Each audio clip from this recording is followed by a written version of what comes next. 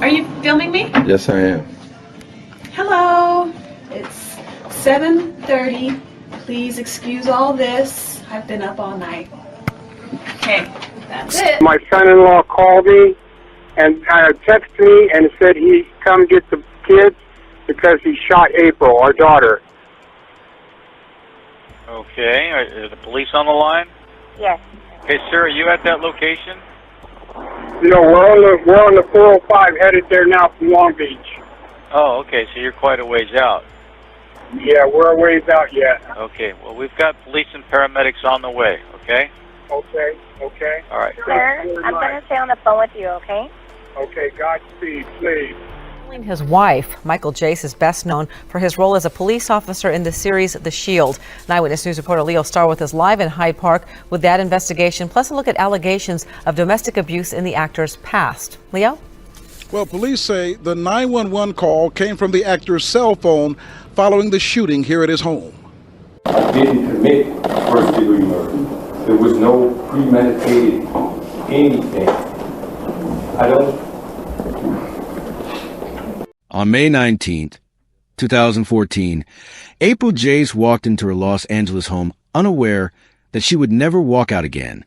She was a mother of two, a former track athlete, a woman who had made the decision to end her marriage and start a new chapter of her life.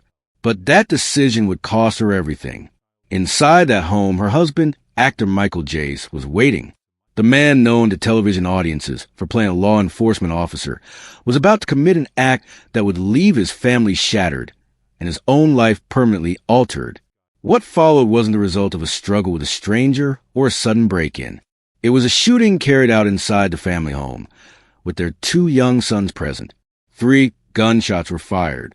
A 911 call would soon follow, and within moments, a marriage that had been falling apart would end in irreversible loss. This case is not about celebrity status or Hollywood success. It's about jealousy, control, and what can happen when one person refuses to accept the end of a relationship. As you watch, ask yourself this: how does a marriage reach a point where one decision becomes fatal? And before we continue, let us know in the comments where you're watching from. An Eyewitness News reporter Leo Starr is live in Hyde Park with that investigation, plus a look at allegations of domestic abuse in the actor's past. Leo? Well, police say the 911 call came from the actor's cell phone following the shooting here at his home. 51-year-old actor Michael Jace, best known for playing a police officer on The Shield, was placed in handcuffs soon after his wife was killed last night in the couple's Hyde Park home. What I'm told now is April had come home with both boys from baseball practice, and it doesn't appear that they were home for more than 10-15 minutes when the shooting occurred. It's still unclear if there's any type of dispute or argument leading up to the shooting. I didn't hear the gunshots. A couple of neighbors heard them. I seen the police escorting the kids down the street, and that's when I believed something was very serious. So I stepped outside and heard like a pow sound. I said, what is that? Next door neighbor Shirley Harding says that pow was the first sound she heard, and when it was followed by more of the same, she knew something terrible was happening. And I heard a pow pow. After that, 3 shots. I said, that's gunfire. Neighbor Brandon Cook says Jace, his wife, and 2 young sons appeared to be a happy family. Now this. I was shocked. I was totally shocked. Along with TV roles, Jace appeared in feature films including Forrest Gump and Planet of the Apes. Police say the boys were not hurt and are with their grandparents. Jace appeared in court for his formal arraignment this morning. Jace entered a plea of not guilty to charges he murdered his wife.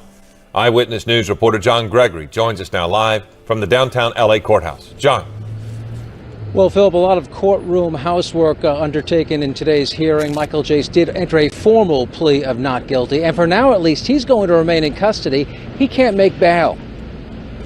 Appearing in an orange jail jumpsuit, Michael Jace sat quietly as attorneys discussed the charges against him. The 51-year-old actor is accused of murdering his wife April in the couple's Hyde Park home back in May. Jace is pleading not guilty. At this point in time, the prosecution has turned over some discovery. They have not turned over everything. We're still waiting on a couple things. And the date that we picked is kind of like just a follow-up to check up on the case, to see where it's at, the status of the discovery, status of any motions, anything like that. Of an iPhone that belonged to the murdered wife of Shield actor Michael Jace. Eyewitness News has obtained court documents about her phone, and we are also hearing from Jace's attorney about the charges the actor is facing. Eyewitness News reporter Miriam Hernandez has more now at 5. From the couple's Hyde Park home, actor Michael Jace called 911 to report a deadly shooting, telling the dispatcher he had killed his wife, April. It's not a whodunit case. We're not saying that it was somebody else that came in the house. What his defense team believes is that information on April Jace's phone may explain more about an argument that preceded the shooting, showing a lower level of culpability. Instead of murder one, perhaps manslaughter. What is revealed in court papers is that April Jace had an iPhone 5S. It is similar to the one used by the San Bernardino shooter, which ultimately was opened by an independent expert after Apple refused to help. A search warrant shows that Apple did help LAPD open April Jace's phone last year. It is not known from documents what level of assistance was needed. What concerns the Jace defense team is what happened after data was extracted. When LAPD checked the phone this year, the iPhone did not turn on. Jace's trial has been delayed as LAPD and the defense team have hired independent experts not only to re-enter the phone, but to pull out more data. What I will tell you is we have concerns about chain of custody. We have concerns about the moment that the phone was seized to today. How hard can it be to extract data from a smartphone? A whole issue of collection of information from smartphones is rather complex. On the 10th try, the phone would be then deleted, the contents of the phone. As for Jace's case, data has now been retrieved. A defense expert will try to determine whether anything was lost in the process before the trial starts May 23rd. Prosecutors insist Michael Jace knew what he was doing. Each time he thought and he said yes. Again, yes. When he shot his wife in the couple's home while their 2 young sons were in another room. The 53-year-old angry she wanted a divorce. He snapped. Bam, bam. Because in that moment, he saw her running away. His defense attorney says Jace, who had been drinking, was upset and simply snapped. What's in his mind?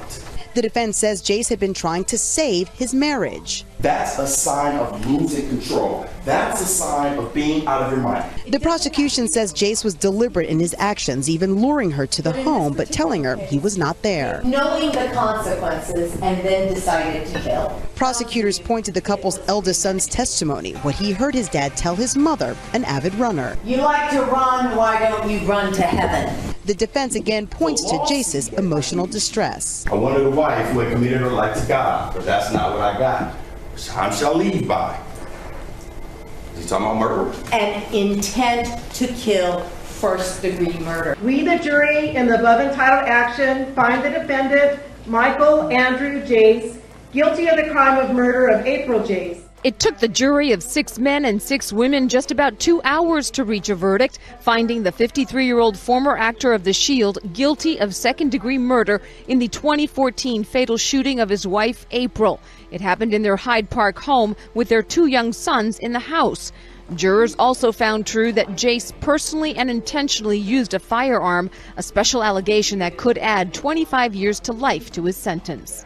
It was definitely a murder, and the right outcome happened. In closing arguments Friday, prosecutor Tanaz Makayev told jurors Jace was obsessed with his wife, who was trying to leave him amid allegations she had been unfaithful. While Makayev argued Jace had planned the murder, the defense countered it was not premeditated, that Jace was trying to save his marriage, but in that confrontation, he snapped. It's really hard to come up with words for it when you've done what you've done and have to deal with the consequences, but he understands second degree, and his big thing was it wasn't premeditated. The verdict comes just days after critical testimony by Jace's 10-year-old son, who recounted hearing his father tell his mother, "If you like running, run to heaven," before shooting her in the leg. Each time I have to see his face, even if it's from behind, it's really depressing.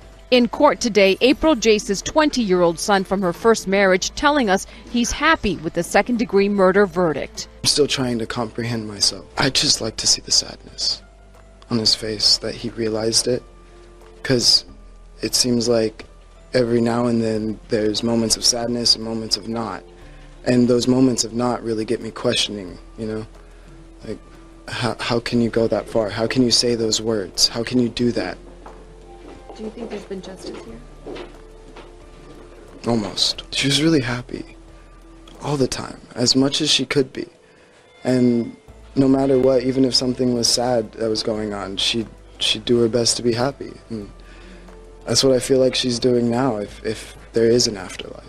By the time first responders arrived at the Jace home that night, April Jace had already been shot multiple times. Michael Jace did not flee the scene. Instead, he called 911 and told the operator plainly that he had shot his wife. Later, he would claim that he never intended to kill her, that his goal was to injure her legs. But prosecutors argued that the sequence of events told a much different story. They presented evidence showing that Michael Jace waited for April to return home. They focused on where she was shot, what was said to her before additional shots were fired, and the fact that their children were inside the house during the entire incident. One of the most painful moments during the trial came when the jury heard testimony about what one of the children witnessed that night. Words and images no child should ever have to carry into adulthood. The defense highlighted remorse. They argued that Michael Jace acted out of emotional distress, fueled by fears of divorce and suspicions of infidelity. But the jury was unconvinced. After a brief deliberation, Michael Jace was found guilty of second-degree murder, with an added firearm enhancement. In 2016, he was sentenced to 40 years in prison. A television career ended not with applause, but with a prison sentence. Yet, even that sentence could not measure the full cost of what happened.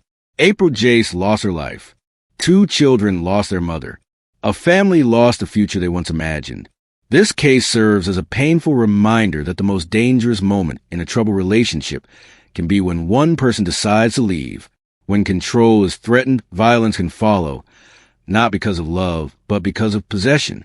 April Jace wanted a different life. She wanted change. What she encountered instead was final and unforgiving. Years later, the headlines have faded, but the impact remains.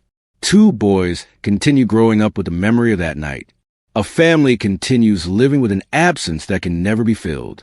Cases like this force difficult questions about warning signs, about accountability, and about how society responds when relationships turn deadly behind closed doors. What do you believe could have been done differently in this case? And what signs do you think are still too often dismissed until it's too late?